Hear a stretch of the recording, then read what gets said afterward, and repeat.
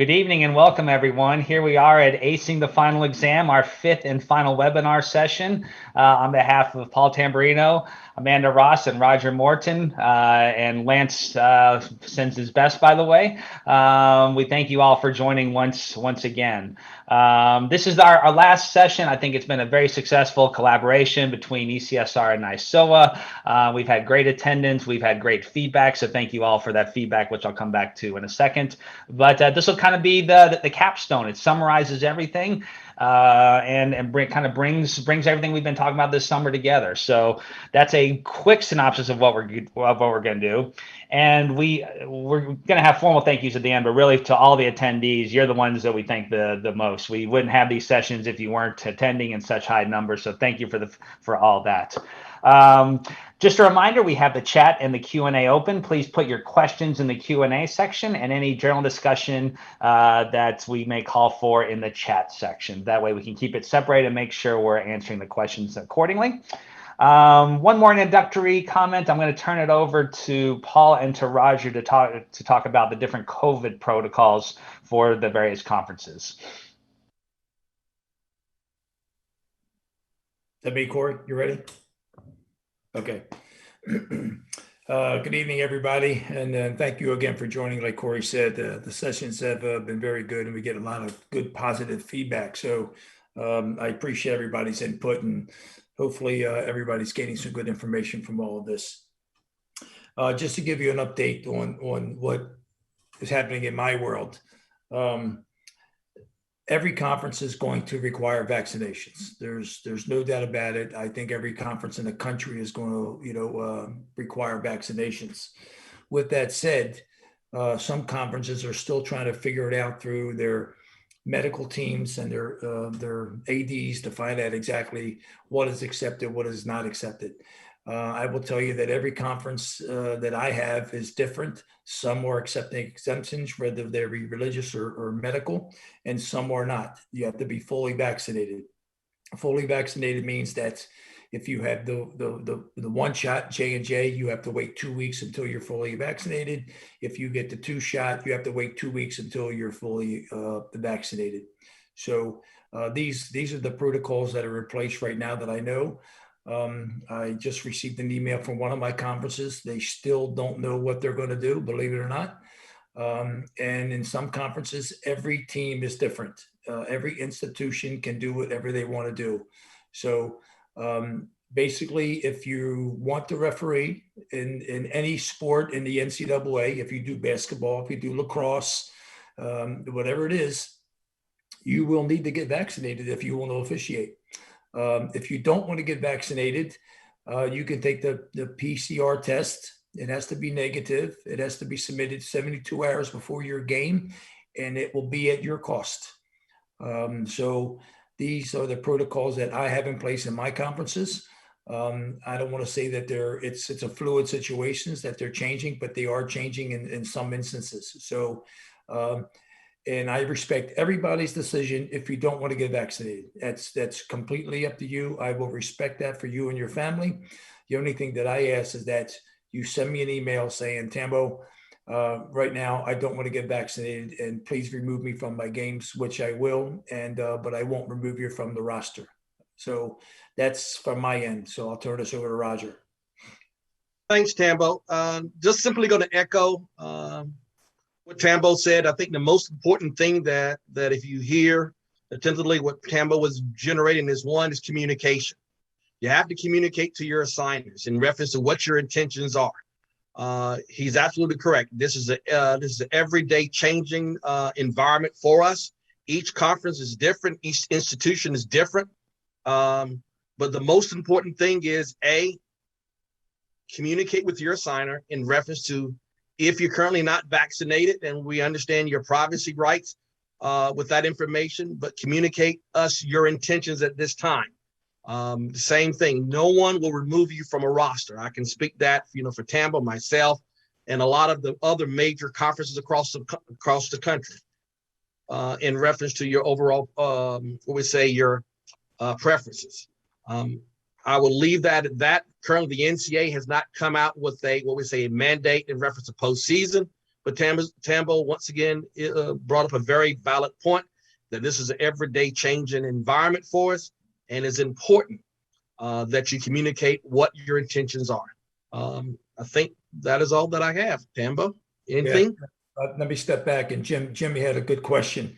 You will need to send proof of vaccination either mainly to the conference. I know each conference is different. I just got notified by the MAC, the MAAC, that I have to collect the vaccination cards, which is really, really crazy. But each conference will be in touch. They should send an email to all the referees who are working their games, and you will have to upload your vaccination card to whatever site they want to do. So if you have that, then that means you're clear to go. If you don't have that, it means you're not clear to go. So, but thanks, Jim. Good question.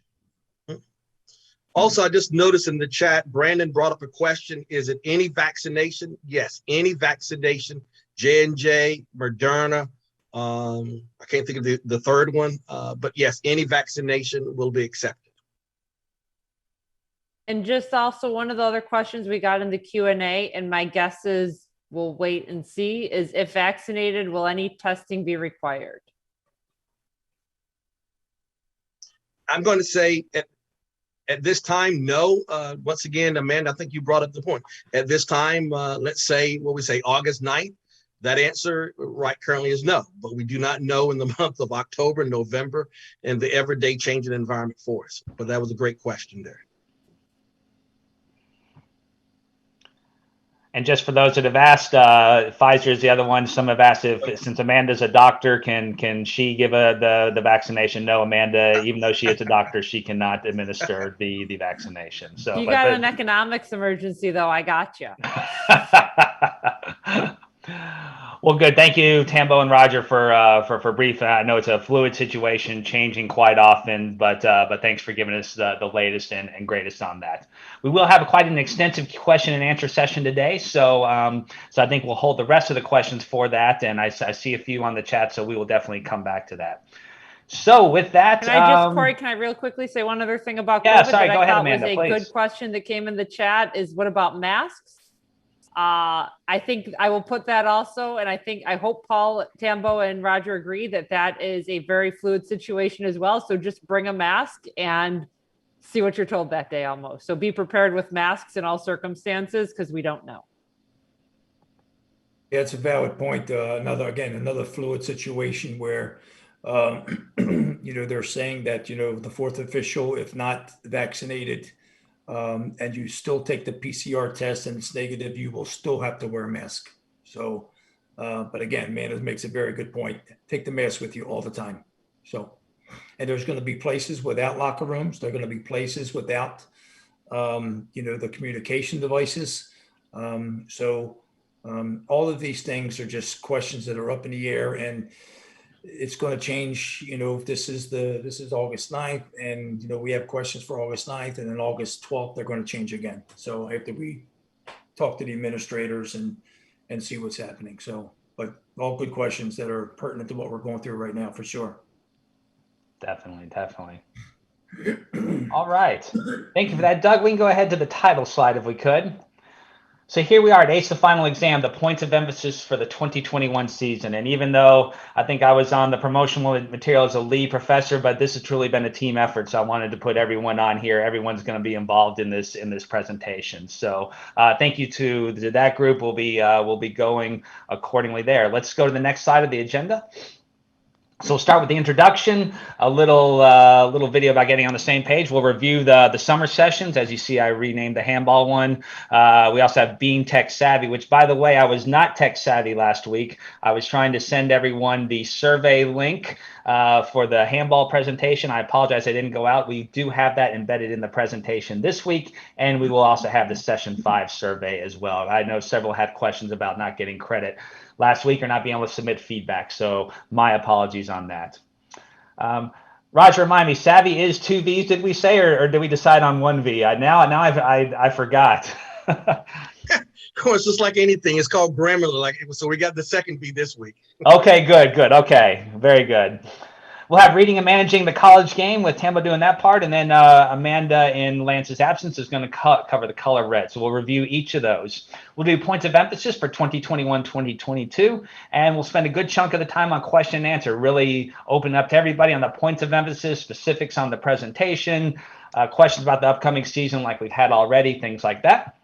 We'll do a brief announcement about office hours, and then we'll say our thank yous at the end. So with that, before you go to the next part, Doug, all this is kind of getting to the goal of everybody speaking the same language, getting together on the same page, and really coming as close together so that one referee 1 week is calling as close as possible to the next week. So kind of speaking the same language, and I have a little video to start with about speaking the same Das hier language. ist mein Sektor. Das hier ist das wichtigste Gerät des Küstenwächters. Das Gerät und das Gerät. Überlebensradar.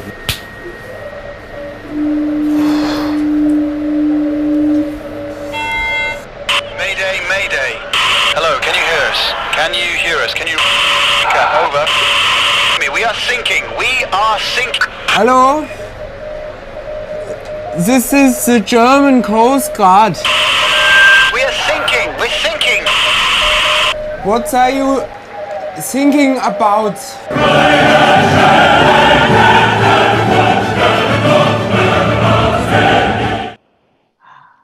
All right, so yeah, that's maybe a little extreme version of not speaking the same language, but we do want to avoid those disaster situations. So little funny video to get us started here. So let's go into review in the summer sessions with a final exam. Now, just to be clear, this final exam is just for fun only. It's no real grade. I used to have a physics professor at Georgia Tech. Every one of his tests were 5 questions. You miss 1, you get a B-. You miss 2, you fail. I'm not a big fan of 5-question final exams, but that's what our final exam is going to be here. But it is just for fun, and we'll go into it. So first, of course, we had the presentation last week. We're going to go in reverse order of handball. We're going to try to. It's hard to summarize 40 slides into one for all these presentations we did, but we did our best here. So. Handball, of course, we want to be more than just yes, it's a handball, no, it's a handball. We want to think considerations now. So handball, we had 3 scenarios. We had the deliberate touch, where there's a second movement. It starts down here, then she puts her hands up here, or he puts his hand to the side after the ball is kicked. So the key there in most situations was a second touch that we looked at the video. We have unnaturally bigger, where the arms start way above or way out here, or somewhere in a crazy position that is not in a natural position expected for a normal soccer player at that time. And then we have the glance off the arm that leads to an immediate goal. So those are the 3 considerations we looked at for handball. We also looked at what is not a handball now with the new NCAA interpretation. And one of those, and by the way, as just a reminder, NCAA interpretation is mirroring IFAB/FIFA. So that does make life a lot easier for our referees. For no handball, we have natural position, a position you would expect a defender or a player to be in. And we think of the Kelly O'Hara standing as she's getting ready, guarding the opponent, where the ball strikes her and there's no second movement, hits her in a natural position. We have the deliberate play from the self, where the example was it went off the head and the player was heading it like this, goes off his head directly into the arm. It was not in a crazy position for the hand and went from his body to the hand, so therefore no handball. We also have deliberate play from the teammates, where a teammate is maybe saying, hey, everybody relax, and the teammate blasts it into his arm. That's another one where it's deliberate, directly from the teammate, straight into it. And finally, we have the support arm. The sliding arm that's coming down is no longer considered handball if the ball strikes that support arm that is going on the ground. And my recommendation that I didn't say last week was use techniques like you do online for offside. Take that snapshot at the touch point, from the point it leaves his or her foot to the point it strikes the arm. Is there a second movement? What was the position of the arm as the ball was struck? What was the position when it struck the arm? Put all these considerations into account. And it really is a lot like offside, of taking those snapshots, or as we used to say, taking those Polaroid pictures for those different scenarios.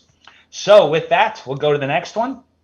And we have final exam question number 1. We are going to use the same video, so hopefully your memory is good. And we'll watch the video, and just like last week, we'll put a poll up afterwards.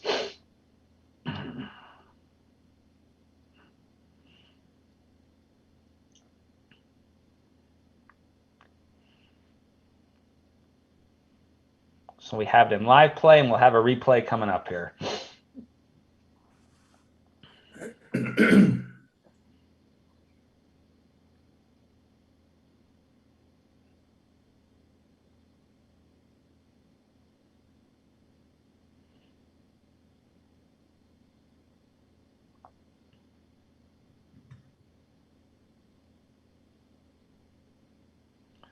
So there's the replay. Doug, I think you can go ahead and put the poll up. So final exam question 1. You have the choices there. So we will now turn it over and go ahead and vote what you think it is.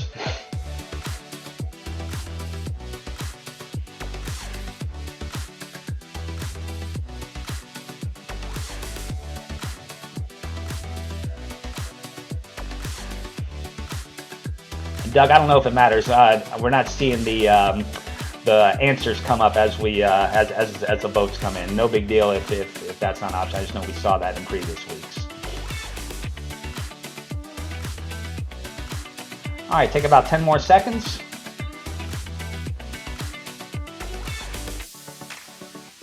Five, 4, 3, 2, 1, and let's look at the poll results. Handball unnaturally bigger, 79%. So for those that answered that, you are correct. Well done. So no second movement for those that answered deliberate touch. The hand was already up. And we're in an unnaturally bigger. That is not a natural position for a defender to be in.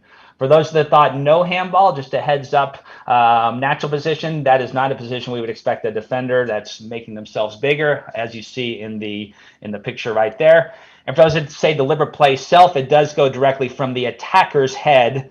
Keep in mind the opponent's head to the outstretched arm. So when we do deliberate play self, it has to come off the same person that's committing the handball, whether it be the foot to the hand, the head to the hand, etc.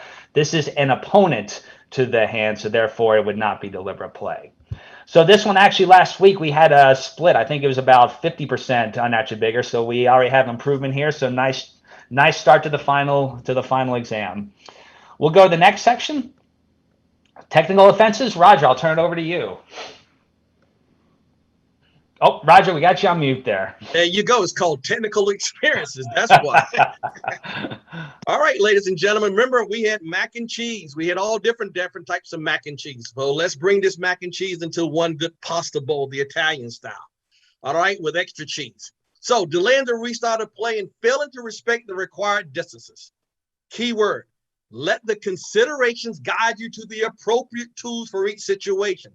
What's the key part about this? Tools. What are our tools? Whistle, cards, mouth, language, body language. Use your tools. Manage what you can. But here's the key word, but punish when required. Set yourself up for success by setting the tone early with clear visual signals. And my favorite part of the mac and cheese of this presentation, give the decision that soccer expects. I think if anything that I've learned with working with Tambo, Amanda, Corey, and National League, all the stuff that I've gone all through these workshops this summer, dealing with that round ball, going through that one goal, giving me one goal, give the decision that soccer expects. If anything that I pulled out in the entire presentation. Let's go forward. All right, let's play the clip.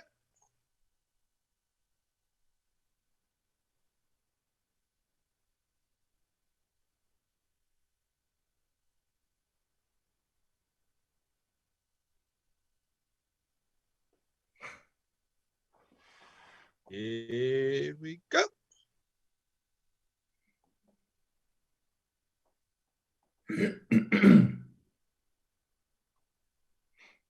Second view.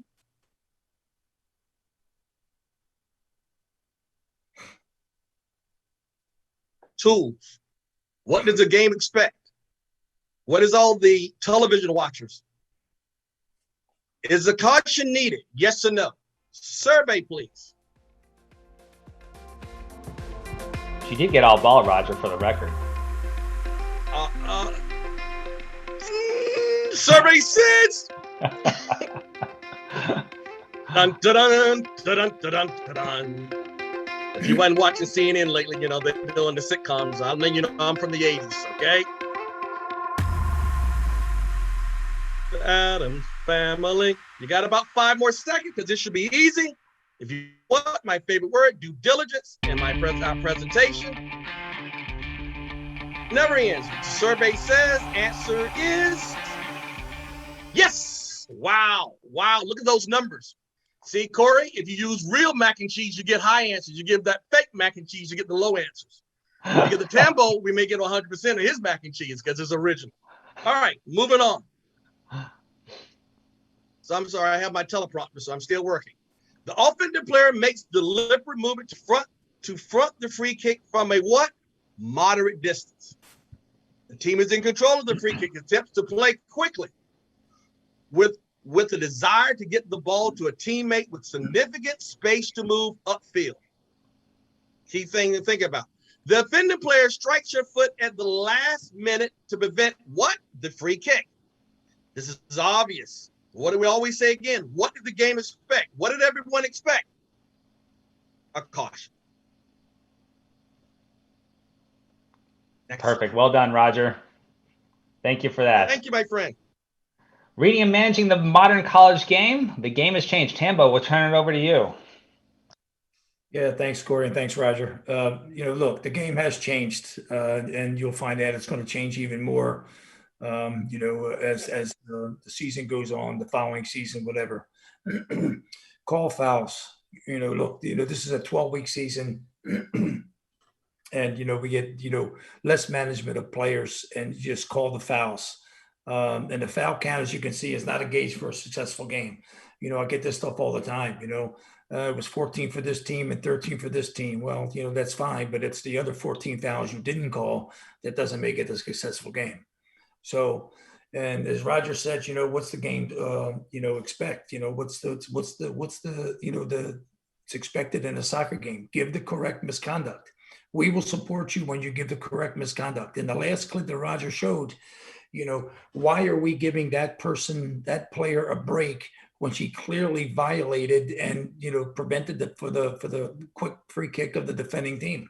So be near active play. If you're not in shape now, you're not going to get in shape. So as we tell all of our referees, the easiest way to be removed from games is lack of fitness. So please work on it hard to be near active play.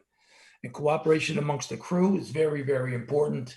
Have that conversation, have that face-to-face, to be sure that we're all on the same page, and obviously have an angle of view to see active play that goes in line with being near active play. You have to be able to see it before you call it, and you need to see it and to be able to call it, and you have to call it. So, so here we go here. Let's take a look at this clip.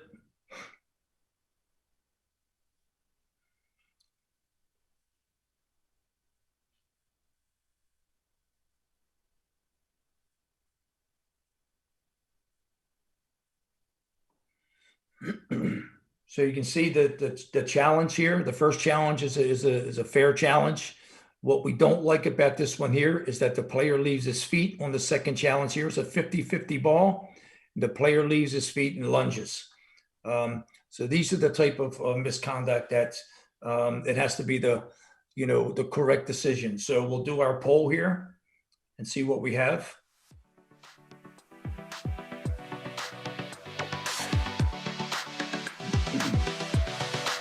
Hopefully this will be fairly easy, considering the considerations of what FIFA has to say and what the NCAA has to say about certain challenges. We'll give it a few more seconds.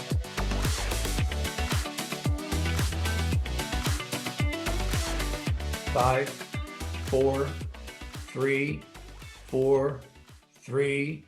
2, 1. Thank you, Doug. So we have 188, 64%. It's a red card. The thing that doesn't sell this with the yellow card for me is that the lunge. The players cannot leave their feet to challenge for the ball. So once you leave your feet, and especially when you make contact, it has to be red. So just keep that in mind. This is how players get injured. This is they have to leave the field. Have the star player comes off the field, or a defender. So players can't leave their feet to make a challenge for the ball. So, but good. 188 had red card, 64%. That's great. Tambo, we also put some considerations on there. I don't know if you see those on the screen for, the difference. Those may have answered yellow card and those answered red card. Yeah, thanks. So, so this is, that's what we talked about, the red card, the considerations, what's expected. If you have a yellow card, it's open boot contact, foot to foot contact, but the red card, cleats above the ankle and the knee and the midsection and the lunging. Lunging is the key here. Look, players get injured just by normal contact. It could be, like you say, foot to foot with contact, they get injured, but when you lunge, it means you have full force of your body coming in. And this is why we can't allow lunges from players. So this is what needs to be cut out of our game. And this is what's expected. There's going to be no coach that is going to say that's not a red card. So. Excellent. Maybe to add, one of the prevalent things I saw in the feedback about Tambo's presentation when he did his was that, boy, it's refreshing to hear some for the first time, Tambo, that the yellow cards and red cards will be supported. That's where we're preaching it. We're giving you the green light to do the right thing, and I think Tambo put it quite clearly in that second presentation and with the recap today. So just to reemphasize that you will be supported in situations like this. Good. Thank you, Tambo. So with that, we now go into number 4 and Amanda, the color of red. All right. So this was actually Lance live. Promised Lance. I know Lance shaved off the mustache, but he didn't grow out longer hair and everything like that too. So total switch up on this one. So with regards to the color of red, so there's a few things with regards to thinking about why we're giving the red card. And this is so important for reporting purposes, for disciplinary sanctions. It's really important we understand. Serious foul play versus violent behavior. And we even have the page numbers on that, so you can look at it and check it up and make sure that you fully understand this. Serious foul play, the key difference is this is a challenge for the ball. The ball is within playing distance. It endangers the safety of an opponent. It uses excessive force or brutality. It's against an opponent, between players, on the field of play, direct free kick. There is no video review if it's serious foul play. Also important to remember, because VAR is coming all across the board. VAR light, as some may call it, but it's coming. It's going to be happening in all of our games with some varying degrees of quality video, I'm sure. Violent behavior, on the other hand, this is not necessarily necessarily during the normal course of play. It can occur on the field. It can occur off the field. It can be an opponent, it can be a teammate, it can be an official, it can be a spectator. It is not a challenge for the ball. That's a key thing to remember. It can be when the ball's out of play. So this was one of the clips that people were really struggling with. I felt like during the last presentation was it looked like a yellow card challenge, but it was off the field of play. It's off the field of play, and that's what's elevating it to this violent behavior when we're dealing with this. And we are dealing with violent behavior. A video review can be analyzed. So next slide. And then this difference between VB1, VB2, both of which video review can be used. VB1, it's this unwarranted excessive act or use of force when not challenging for the ball. VB2 is then we're getting into this malicious or so extreme and severe that it places the individual in serious physical damage. So if we're thinking about some of those clips from before, that tackle that maybe that really kind of feels like a yellow card tackle, but it's off the field of play, so it's unnecessary. We want a red card. That's going to be the difference between VB1 and VB2. And then the video review can be utilized in both. Examples include, but are not limited to, headbutt, elbow to face or head, stomping, kicking a defenseless person, or hair pulling. And then the last set. I actually didn't put fighting on there, Amanda, but go ahead. So go back then to the last one then real quick. Sorry, Amanda. I just want to say one thing on all this with regards to this. We then also had fighting, which was its own. One important thing with all of this, and also just to go back to what Corey was saying with regards to some of the handball, when these rule changes happen, when a law change happens with USSF and IFAB, always ask yourself why. So why did NYSOA add VB2? Because they wanted something between violent behavior and fighting. So we can list all the examples. We can type all the stuff in the chats and the Q&A. And I know the Q&A was exploding and the chat was exploding during this presentation with all the what ifs and everything else. And that's great. That's what we should do. But I promise you, something's going to happen in one of your games that nobody's thought of before. And you're just going to have to come up with what it is. And at that point in time, just come back to also what Roger was saying. What does football expect? What was the purpose of this? Kind of that gut reaction of what feels right. Like, should it be VB1, VB2, or is this fighting? So just really keep that in mind throughout all of this. Same with regards to handball. Like, what was the purpose behind this when we find the clip, when we see the situation that isn't in a clip, and applying that logic of why did they change this rule? And how can I best apply that for this brand new thing none of us have thought of yet? So anything, go ahead. Paul has something to add to this. Go ahead, Tambo. I'll wait till you're done. Go ahead. No, I'll wait till you're done. Okay. Well, we're going into the final exam question. You want it before the final? That's fine. Yep. Okay, perfect. So let's watch the clip then.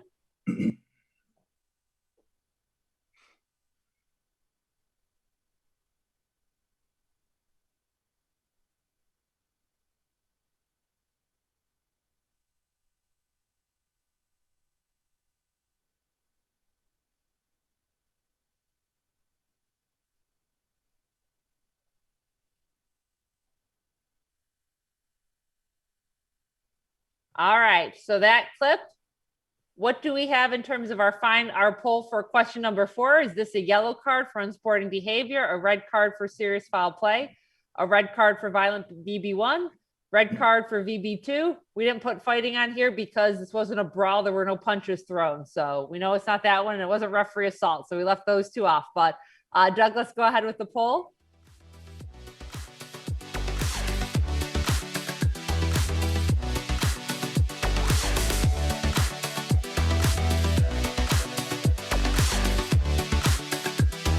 I like that you have the music this time, Doug, so Roger doesn't have to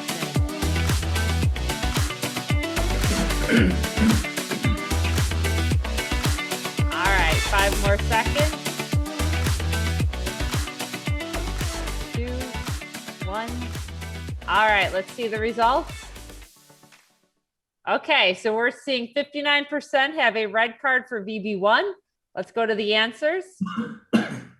And this is, again, a red card. Very good. So the majority of us got this right with regards to this is a red card for VB1. The next closest answer was serious foul play. The key to this is there is no attempt to challenge for the ball. This player just runs from distance straight at the player from the black team. So the player from the white team runs straight at him. And there is no attempt to play the ball. This is not a challenge for the ball, but specifically by the type of foul committed and the location of the ball when the foul was committed. So the ball's been played away. There has been a touch. He cannot play the ball at this point. The force of the charge is excessive given the distance traveled and high speed. However, this isn't something that's elevating necessarily to the VB2 point, to the level of VB2 of like, we're going to seriously injure a player with regards to that excess brutality, the hair pulling, the pushing, the pulling, and everything. Corey, what would you like to add to this?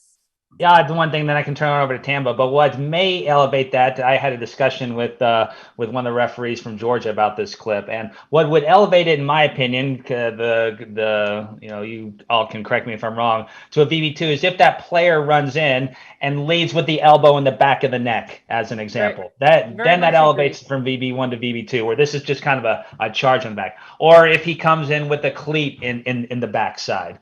Comes in with a flying foot. Then we elevate from VB1 to VB2. But one key here, let's look at the result. The player actually gets up. The fouled player actually gets up before the red carded player. So we know there's not a serious injury that is taken place. But that's why it's VB1 versus the VB2. So that's all I want to add there. Tambo, you want to you had a comment as well? Yeah, I do. And this has to go back to what Roger said about tools. But not everybody's going to have video review. But when we do have video review, please use it. Even though you're in your heart, you don't think it's needed. do the due diligence, go to the video review, and then the coaches, and nobody can go back to me and say, well, why didn't they look at it in video review? That's why we have video review. So if you have it, use it. You can always go back and say, you know what? I didn't think it was red card when I saw it live. After review, I still feel it's not a red card. But if it's there, please use it on any instance, goal, no goal, violent behavior, mistaken identity. That's what it's there for. It's a tool that you have to use and you should use. Excellent point, Tambo. Let me jump in even with this point, and we talk about video review. Because theoretically, you're going to use your video review. When? You all go to the locker room. You all go get your phone. You go back and look at it then. So if the tools are at the field, go ahead and use the tools then. It drives me crazy as an assigner, knowing that there is a game that has been assigned using video review. The crew chooses not to, but everybody goes and get their little camera and their phone and go in the locker room and like, oh, wow, we should have. So stop being we shoulda, coulda, woulda. Just do it at the very beginning and use the tools that you have. Excellent point, Tambo. So a good question that came up in the chat regarding this off of what Corey was saying. So agree from Rob. I agree this is VB1, but would it be elevated to VB2 if everything happened as it was shown, except that the player who was fouled broke his leg, as an example? So, and this, I'll start off with my opinion and others can jump in and disagree with me. When we're looking at what happens to the player that was fouled, that doesn't change the nature of the type of foul that was committed. That's information for us, but honestly, sometimes it's just a little unlucky. So if any of you ever had that game where there's that stick on the ball, they both hit the ball at the exact same time, and one player, it just is like something happens, serious injury because of it. That doesn't make it a foul. So what happens to the injured player is a consideration, but if he comes in with his hip like he did in this, just because it happened that the injury became more serious, that isn't going to elevate it, in my opinion. And I'm seeing nodding, so I think everybody is agreeing with me. Yeah, agreed, man.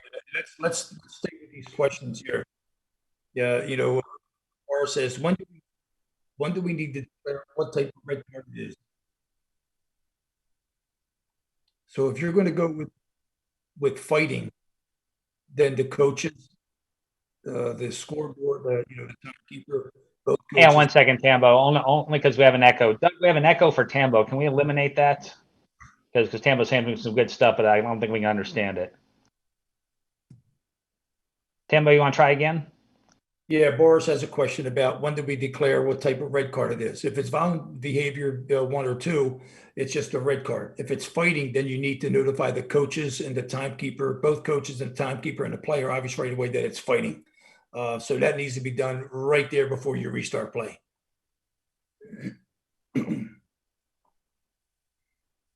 Okay, anything else we need? We do have a Q&A session coming up. Is there anything else, Amanda, you want to cover right now, or do you want to save them for the Q&A? That's it. I'm looking at the Q&A right now, so I say we jump right into that.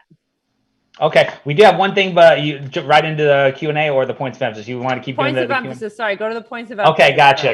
Okay, no problem. Back to a lot of it because there's a lot coming in about VB1 and VB2. Yeah, no problem. So just like the first time Lance did it, there were a lot of questions, and it sounds like there continue to be. But as we see in the points of emphasis, that is going to be one of our points of emphasis this year, and it's no coincidence that the points of emphasis were selected and are strongly tied to the webinars that we did this year. So we don't want to spend an hour and a half every week talking and you all listening and asking questions and then come out with 5 totally different points of emphasis. So you just had 6 hours worth of webinars summed up into about 25 to 30 minutes. So good on everyone looks like the majority got every question right. So good job. Let's jump into the points of emphasis for the final exam question. So we're going to look at sub rules.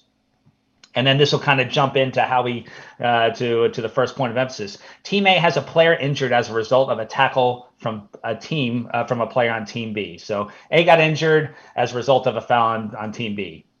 That player on Team A was treated on the field by trainers. Referees backing them on, and that player is being treated. The player committing the foul on Team B received a yellow card. So the player on Team A was injured. And as a result of the foul on Team B, it was misconduct was issued. So with that being said, the question is, Does the player on team A who is treated have to leave the field? Yes or no? So Doug, let's put the question up, or the poll up.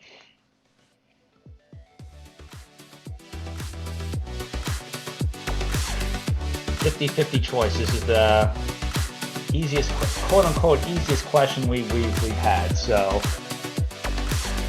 think it through. Your referee on the field. We don't have too much time to decide, so we'll give you 10 seconds.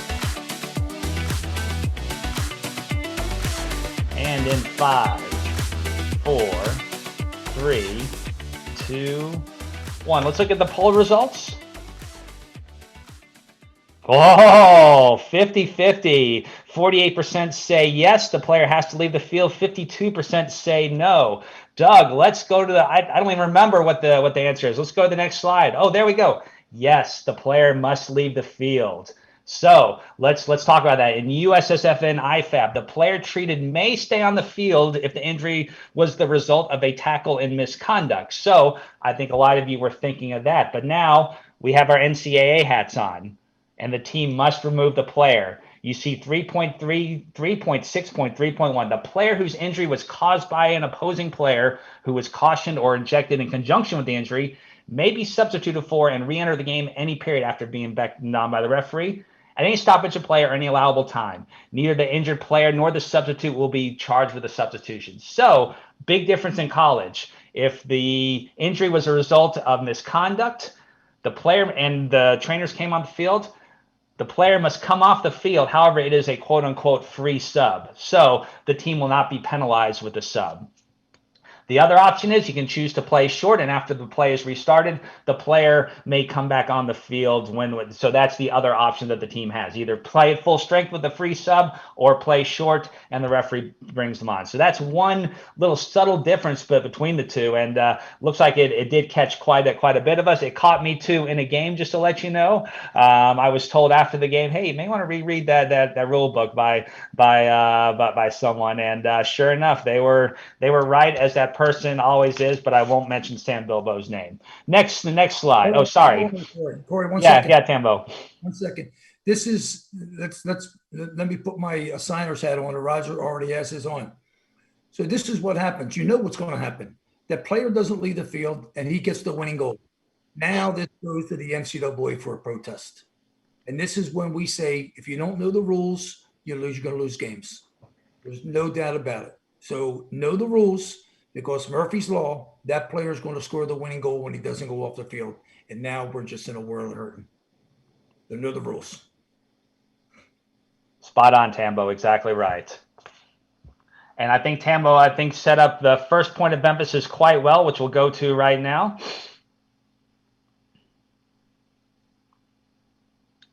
So getting the sub rules correct. To Tambo's point, this is one where if we mess up a sub rule, a coach may have the grounds to protest. Of course, each league and each division is different, has their own protest rules, etc. But we don't want to give them that ammunition to file a protest because we did not get the NCAA sub rules right. So read them again. If you're in a car ride, talk about them on the 1.5 hour drive to wherever you may be going.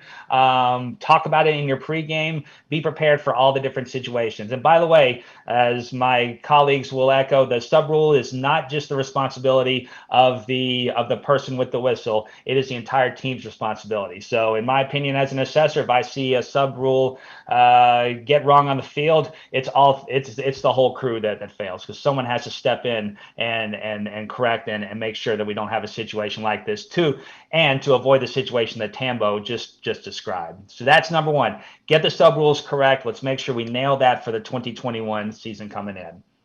Amanda, let's do number two. Number two, it's getting the correct application of serious foul play, VB1, VB2, and fighting correct. So make sure you may want that to be a part of your pregame, just to remind yourself, oh, we've got video review today. What can we video review? What can't we video review? VB1, VB2, just always remind yourself prior to walking onto the field, because it's very different from all the other games you're doing in terms of USSF and high school and everything, this VB1, VB2 stuff. So really just familiarize yourself with it and make sure we get that right, because again, that's affecting suspensions, and that's something we don't want to make a mistake on.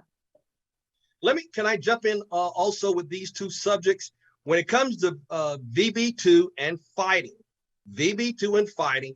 remember, you must notify the scorer and the head coach with VB1, VB2, and fighting. Key thing. Also, since we're talking about this, when it comes to your fighting and your red card reports, it is imperative that you complete the NCA red card report on the Central Hub.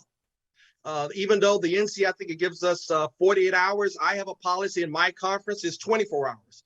And I simply say, crew, if you're in the locker room, once again, my favorite tool, fat fingers and little keys. Sit there in the locker room right away. Go ahead and get the information correctly so you can submit your NCAA red card report. So important, that information, because believe it or not, universities and institutions, the red card reports go to based on the severity of it, may add additional penalties, or if a team is traveling on the weekend, may affect the next game. Does the student athlete continue to play? Very important. Excellent points, Roger. Thank you for that. Time management. And with that, Roger, I'll turn it over to you. So once again, very easily with time management, if you go in especially in the last 2 minutes of the game, and I'm going to put my NCAA hat again on. I had a chance to do what? Sneak a peek at the NCAA exam that is coming out this week. Believe it or not, time management questions are on the game based on how the game goes. Believe it or not, once again, all the information that we've gone over in our outstanding presentations, dealing with the game, and simply, once again, with time management, what does the game expect? What happens in the last 2 minutes? Do we have to stop the clock on a caution? Do we have to stop? So think about those things with time management and the points of emphasis. Corey? Yes, point of emphasis number 4 is refereeing 101. Tambo. Yeah, again, we don't want anybody to be behind the 8 ball. We need to be up with the game. We need to understand there is more international players playing in our collegiate conferences in all divisions, and we need to understand how the game is being played with them. I was actually on the phone with a coach today, and we were talking about the handballs. And this is, I've never been a high-level coach. Don't plan to be one. But he says now because of what's happening with the interpretations that, in the last 10, 15 minutes, all we're going to do is start serving balls into the penalty area. And hopefully that the referee will just either make the right decision or, whatever. But he says that's all they're going to do. They're just going to flood the penalty area with air balls. So hopefully they will get that inadvertent or whatever handball the referee's going to determine it to be. So understand the game, understand the players, go into the field. The first thing you should do when you go into the field is to get a program and see exactly where the players are coming from, whether it be the development academy, or whether it be, PDA, or whether it be, Ireland, England, South Africa, wherever they come. That'll give you an idea of what you're in tune for that game right there. Excellent, Tambo. Thank you. And that brings us to our last point of emphasis for 5, consistency of handball. Probably one of the most difficult ones and the least understood, I think, by the general public on this list.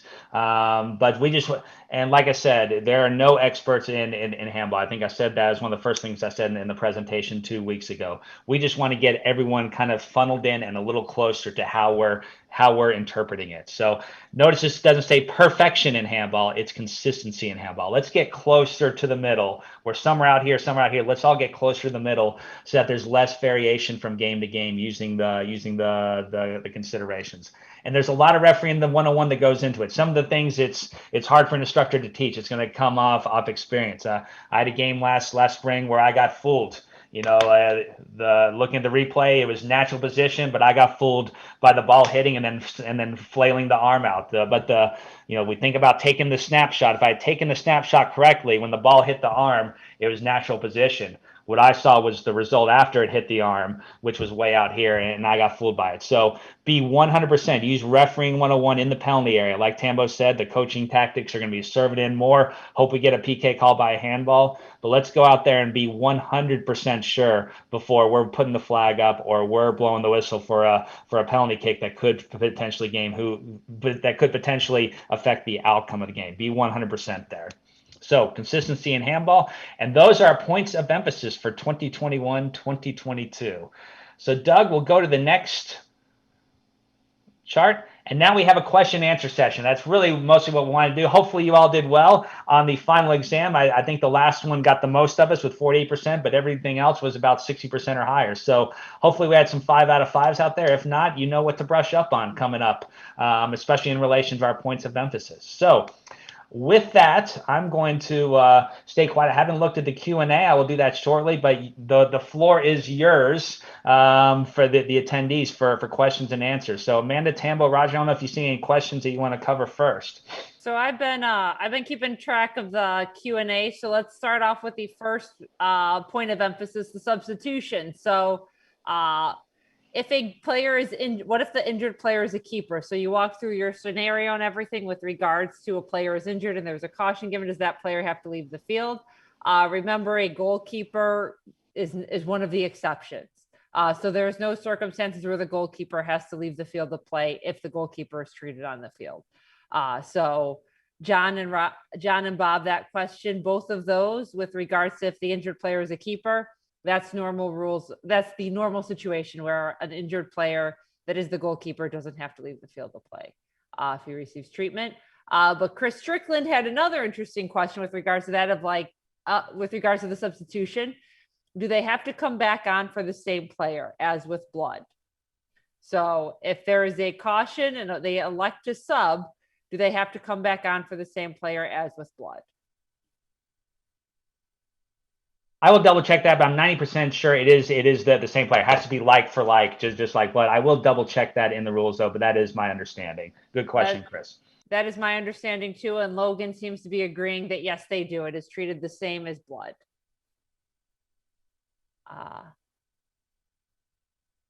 So some other questions we have here. So Wayne, when must you state VB1 or VB2? When do we have to state VB1 or VB2? When we are giving the red card for that. We have to tell because we do have to tell the coaches and the scorekeeper that it is a red card for VB1 or VB2, depending on which situation it is. So you must state it immediately.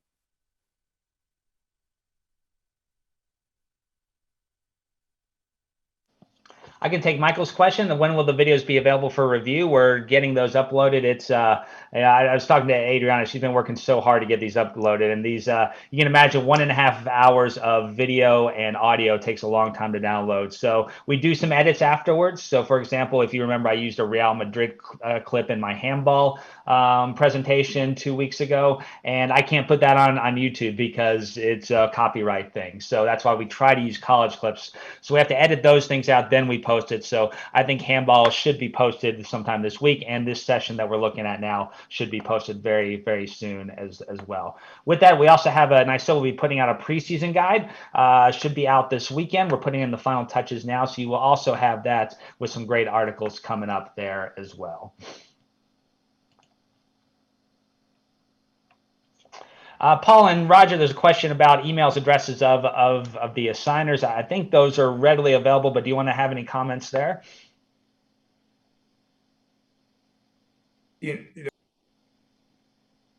I don't mind getting emails. Just remember we're in the middle of our season, and traveling and everything. It just may take a while before I get to the answer. So I'm not brushing you off or anything. It's just that with the vaccinations and everything now, I mean, it's just right now it's just going crazy. So you're welcome to email me, not a problem. But just remember that it might take a couple of days. So coaches come first, no disrespect. And I would simply just make the point that each individual assigner, just when you're doing your preseason information with your assigner, just make sure that's one of the questions that you ask. I'm the same way. just, the base of the email, and make sure the email is, I hate to say this, nothing. Hey, this is Roger. The score is 2-1, et cetera, et cetera. Remember that we're in the height of our season, but each email, just make sure you reach out to each individual assigner and find out what their protocols are. Good. Thank you, Roger. There's a question here about the ECSR new kits and the 6-year agreement on the uniform. And then there's a question how it relates to NYSO. So Tambo, do you want to take first the ECR and Capelli agreement? Yeah, and I don't want to spend a lot of time on this. We were approached by Capelli, to have their, uniforms in our organization, and Steve and Manny, went to New York, sat down, discussed with those people and everything else. We're still talking about, exactly what we want to have done. Roger and I and Steve and Manny, we feel that, buying the 6 jerseys or whatever they are, it's too much of a burden for the referees. So we don't want that to happen. So we're trying to limit the colors that really, are really needed, so, talking to referees at the Big Ten clinic this weekend, they were saying yellow for sure, and possibly green would be their choice because a lot of teams wear blue. But again, that's something we're talking about. But again, this was something that came out of the blue with Capelli contacting us. We were quite surprised that they contacted us. So that's when we decided to sit down with them and go from there. But we don't want to put a financial burden on referees, especially if you're getting, 2 fourth official jobs or 1 AR, 1 fourth, and you have to spend, $1,200 for jerseys and uniforms. So that's what we're trying to avoid. Roger, anything to add there? Oh, sorry. Go ahead, Roger. I was going to say, excellent point.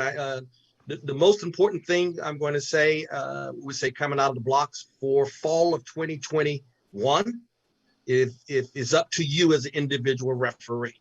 There is nothing that we're mandating that you have to wear it, that you have to wear it. The most important thing, and that's something I'll talk about later, is there's something that if you look at the four of us who have made this educational opportunity, we work great together. We come from all different backgrounds, and those are the things that I look for, even when we talk about the uniform. Let's make sure that we work together in something that, hey, if let's say I'm a traveling referee, because a lot of my games that we do have traveling referees, and yes, you're able to come forward to Capelli in the 2021, please do your due diligence, not ask the other 3 referees to purchase that uniform.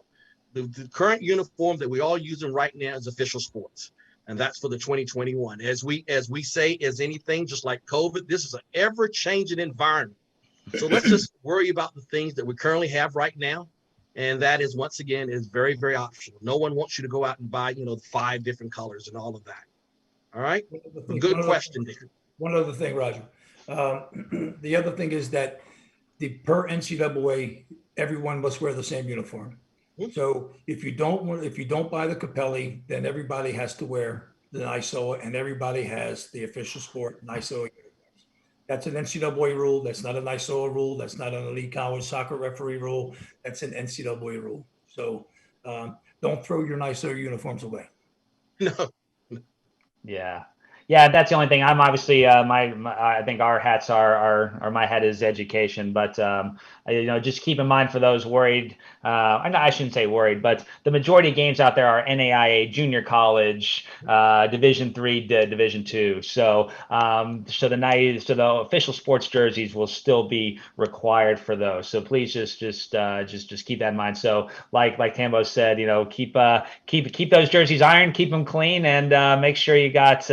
You contact and talk in your pregame and your pre-email when you talk about where you're going to meet for lunch and drive and carpool together. Make sure uniforms are a part of that conversation. So thank you, Tambo and Roger, for the latest and greatest on that. Amanda, what do you have next on there? Oh, we got a lot of them. So still some stuff on VB and serious foul play, specifically with regards to VAR. Can we use VAR to rule out VB and then give a red card for serious foul play? And to me, this comes down to a bit of practical refereeing. If you give a red card for violent behavior, and as you're replaying it in your head, you're thinking and you're like, Maybe not. Maybe the ball was in playing distance. I'm going to go to video review. I think that's a good use of video review. I think that's what Paul was talking about, of confirm it on the video. And then when you go back, you find out it is in fact for serious foul play. I think that's an appropriate use of the video review. I think that's an appropriate use of VAR. And at that point in time, I would say you need to be extremely clear with the coaches, the scorekeeper, that this is no longer, and not just the head coach of the team that received it, the head coach of the other team. Make sure everybody knows I went to video review. I know I had said this was for violent VB1, VB2, whatever. But after looking at the replays, this is serious foul play. It is not VB1. It is not VB2. So any disagreement or comments on that from anybody else? No, perfectly put. I think if we were to use it for that, Amanda, in that situation, that saves a player. We're talking 3 games versus 1 game suspension. So that's where and that can give Ryan and Rich, ammunition, like, hey, here's where it positively impacted the game. Yes, it was a bad situation. It was still a red card, but now we have this player back on the field after 1 game off versus 3 games off. We don't want him doing red cards, tackles either way, but I think they would both agree from an NCAA standpoint that that's exactly what video review would be a great use of it. Well, as a follow-up to that, then Brian Ward did ask if I send a player off for serious foul play, and then at the end of the game, I realize it's VB1. Do I go back and tell the coach in the score table? Unfortunately, once play is restarted, we can't change that with regards to us on the field. Yes, I am hearing right. So once you have restarted play, you can't go back and change that. So at that point in time, I would just recommend, when you realize afterwards and you watch the video, like Roger was talking about, the video review in the locker room, I'd send a text message to the assigner or call the assigner to give him a heads up that this is what happened. I gave a red card for serious foul play.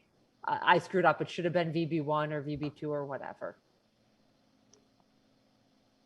And let me also jump in when we actually that red card report goes into the NCAA. Keep it once again the facts. Please don't add, for example, you did give it for serious foul play. All right. And so you write it up, but don't put into the next comment, well, this really should have been serious. I've watched the video in the locker room and it should have been VB2. Please don't add that information to it. Just go to the facts and the information of the red card, because believe it or not, we get quite a few of those red card reports that even says, hey, I'm not sure it's VB1 or VB2. You guys look at it and make the determination. That information does not go in the red card report. Roger, Tambo, since we've answered the queue of questions, maybe stick with that topic. What are some of the things you like to see when you see these red card reports come across your desk as an assigner and having to explain this to the coaches? And what are some of your pet peeves that you're like, oh my gosh, where you just want to bang your head against the keyboard? So maybe if the two of you could touch on some of those. Yeah, for me, Roger just stated it. Just state the facts.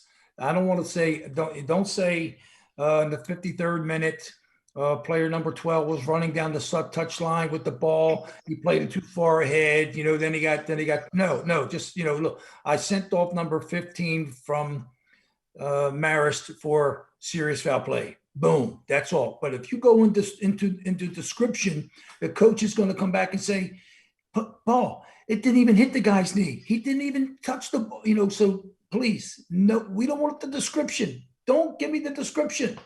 Facts only. Excellent point, Tambo. I'm going to speak of a couple of weeks ago when we lost our great friend Ken Andres, and I made the point at that time it's about rules. Some of the questions that I see in the Q&A is actually having the little gray hair that I barely have in my head stand up, because some of our questions are rules, meaning that if you pick up the NCAA rule book, I hate to say this, I wish that we pick it up before the season, but right now, pick up the NCAA rule book, because every time there's an action, there's a reaction. So that means that the NCAA does have a rule. We talk about the goalkeeper, the injury of the goalkeeper. And I'm just giving that for example. Does the goalkeeper have to come off? Where AR.2 gives you the answer. The same thing with VR1 and VR2. Same thing with red cards. I believe it or not, I love the red card report where basically someone takes the, by rule, the 58-30 minute by rule 1.3 by rule. That's all we need when it comes to these red card reports. And once again, fact, not fiction. Video does not lie. Video does not lie at a big screen. Video doesn't lie in your small camera phone. So if you see it, just write what you see and not please embellish upon it. Because I think that's the thing that drives me crazy is when I read the red card report and I go to the video and it's fake news. So we're getting some questions from Edgar. Just kind of break this down a little bit, some of the questions he's asking. So the keeper decides to play the ball on a quick save without all the attacking players clearing out of the box. So let's first of all stop this right here with regards to thinking about this. So if the keeper makes a save and he is then going to clear the ball, do the rules say, maybe type this in the chat, do the attacking players have to get out of the penalty area? If the goalkeeper has the ball and is holding the ball during live play, do the attacking players have to leave the penalty area? No. I'm seeing a lot of this. It's live play. So what I think you're asking, Edgar, with regards to this question is we're thinking about a goal kick. So when a goal kick happens and the goalkeeper wants to play it quick after to put the ball back in play and all the attackers haven't gotten out of the penalty area yet, but he puts the ball down quick and he goes to play it for a teammate and one of those attackers hasn't left the penalty area yet. So while the ball is still in the box, while he is still in the box, I've heard yes, I've heard no, please advise. And so to me, this is very much a judgment call. And I know everyone on the panel will agree with me on this one. The attackers have to get out of the penalty area, but they don't have to run out of the penalty area. It's sort of we apply the same logic as giving 10 on a free kick. The team that has committed the foul has to give 10 on a free kick, but the kicking team has the right to a quick kick. If they take that quick kick and mess it up because there's an attacker there, they don't get a second chance. They took that risk. So if that goalkeeper decides to take that risk and an attacker is doing the best he can to get out of the penalty area, we let that go. However, if the attacker is hanging around, kind of waiting, kind of not doing anything, then that's a different situation we're dealing with. So it really comes down to what the players are doing. So just that situation as well, because I do know there may still be some adjustment, some confusion on that a little bit. Yes, my cat. Very good. So yeah, so like Vic said in this, they must be moving out of the goal area, but we don't expect them to sprint. We don't expect them to run full speed. So if the goalkeeper plays the ball and that person is still there, that was a bad decision by the goalkeeper. We're not going to bail him or her out. Very good. Good, Tambo. Anything to add? Are you good with that? I'm good with it. I thought it was excellent. The only thing I'd like to add is go back to my presentation that, some of the players are savvy and they will test you if they want to get out and or don't want to get out. So that's what you need to be aware of. Yes, especially those players that are savvy with 1v, right, Roger? Those are the players you really got to watch. Yeah. But now we're up to 2v, so a bit of good news there. Well, the questions have had a lull, and we're not going to keep talking just for the sake of talking. So while we're here, why don't you? I need Georgia Tech. Every quiz had a grade, so why don't you put your or had a curve? So why don't you put how many you got right out of 5 in the quiz, so we can kind of see a distribution. This is just for fun only. If you didn't get any of them right, then just don't put that in the quiz because we don't want to call you out unfairly. So yeah, we see some 4s. Okay, so we got a lot of 4s and 5s. Very good. So very good. A lot of those 4s were your sub question, Corey. I bet you're a right. lot of people off. I bet you're exactly right. So who's going to be the first to admit? We have our first, Mr. Ortiz, Ray Ortiz. Thank you for admitting the 3. We'll make sure to curve that 3 up. You'll be all ready for the season now.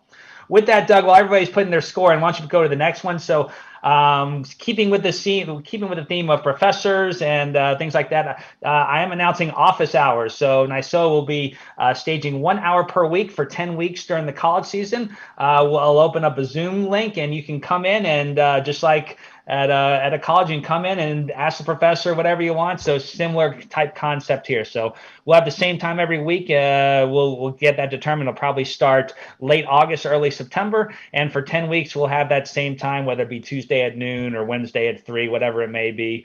Come on in, chat, listen to what others are asking, or just tell me about game situations, ask about rules questions, etc. So that will be starting up for this college season. So there will be office hours coming up. Maybe I'll bring a special guest every once in a while if Roger, Tambo, and Amanda maybe want to join me for some of the office hours every once in a while. So actually, Corey, with regards to office hours, I do want to interrupt with one question that just came through that I think is a very good one that Steve threw out there. The rule book specifies that coughing at is a red card for VB2 in 2020, likely with the idea that this was due to COVID-19 and concerns with that. Is that still the case for 2021? Enhancing this. Yeah, Go ahead, let me Roger. jump in. Yeah, I'll jump in with that because I just got hot off the press from Rich Grady, who was our new NCAA rules editor. Yes, the spring 2021 COVID rules are still in place for the fall of 2021. So the memo that came out in January, those rules are still in place. As he said, there were more to come. So yes, when it comes to the box score of not signing, the expanded bench areas, and yes, coughing is VB2. So that memo and those updated changes that came out in the spring, where we say the January memo that is posted on the NCAA Central Hub, that more likely will come out, that is already posted. COVID information does go in. Is it still in effect for the fall of 2021? And he said more information is to come with additional information with COVID. So great question, Amanda, for bringing that point out. Thank you for that, Roger. And John, can you send clips during office hours? Of course. There is no topic off base. If you want to send me a clip, we can look at it and whoever else is in there. So yeah, we can talk about whatever you want. The floor is yours during office hours coming up. So feel free to bring what you need there. Oh, I'm pretty sure we're going to have lots of material. Very good. I think Doug has the survey on there. So, Doug, do I need to copy and paste this in the chat? I just happen to think about that. But there are the links. I will do that just in case. Yes. All right. So I'm copy and pasting, and I'm not going to mess it up. I learned from my mistakes last week. So this is for, I forgot what I just copied. This is for today's clip. This is today. And here's the link. And now I will do, if you missed last week for handball, I will also put that in the chat.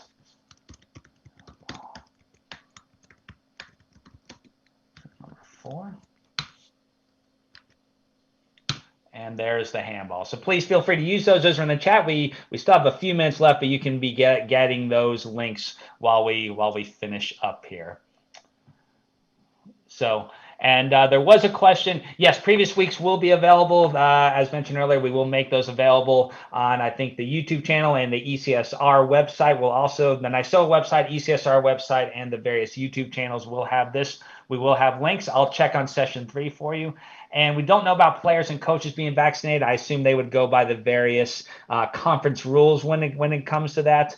And that may vary by conference from conference to conference. If you do have a concern where maybe you're vaccinated, but you're concerned if the players and coaches are not, I would say talk to the assigner where they can give you more guidance, because that is going to be conference by conference, division by division, etc.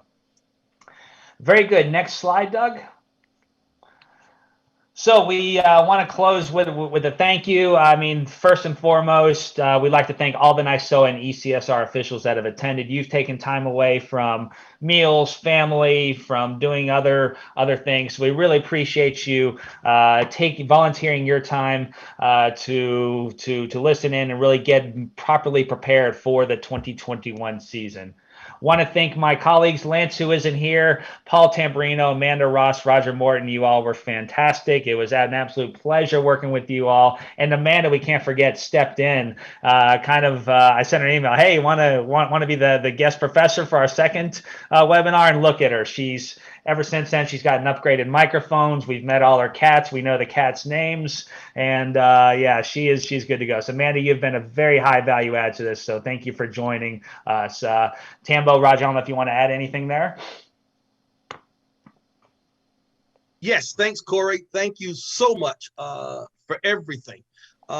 Just a couple of reminders, and I'm going to slow down because this is how important this is to me. Number one, it is imperative that you open your rule book. Okay, it is imperative that you open the rule book, that you know the rules.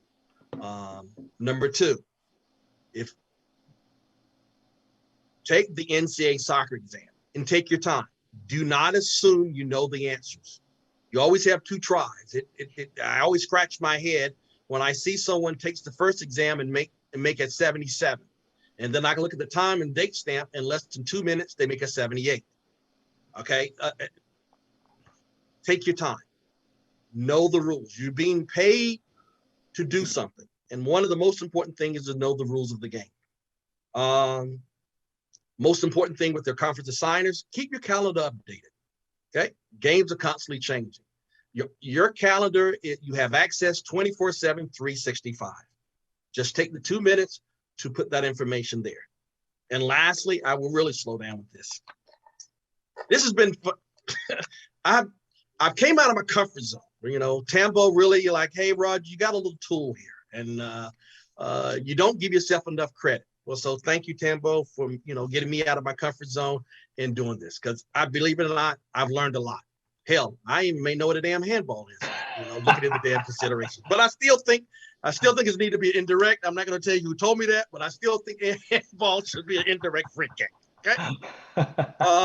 Ladies and gentlemen, the four of us. If I look at this, and you take back and you look at this screen. So yes, Tambo was an assistant referee, but he was a hell of a referee. So we got the referee, and then we have two fantastic ARs, FIFA ARs, and hell, I'm the fourth official. So if you can work together like we did, come together. I mean, we were not always right. We would go back and forth and ask each other. It's called teamwork. Okay. We took the time before each session to get together and to work on our presentation. We actually do the same thing as referees. Do my favorite word, due diligence. Look online, as Tambo say, the modern game. The Division IIs, where you have 18-year-olds playing 38-year-olds. Okay? It is what it is. The modern game. Do what the game expects. But if you take what us four did together with Lance as the video, I'm going to VAR, because he was always away, but he's always from a distance helping us. If you use that teamwork, no matter if you got the ECR badge, no matter you have the NYSOA badge, no matter if you have the NCAA badge or whatever badge, anything you took out of this presentation is that we took the time to learn and to learn from each other and teamwork. So I wish you all the best. Never end. And once again, I just can't thank you enough. I've learned so much, and all of you learned again. But the key word is, let's look at this picture. Look at this picture. This to me is the national team. If you look at our current national team, this is what the game looks about. So, all right. Thank you. Yeah. For me, I echo a lot what Roger says. The only couple things that I would say is that, one, you're not above the game. So you need to know the rules. The game comes first.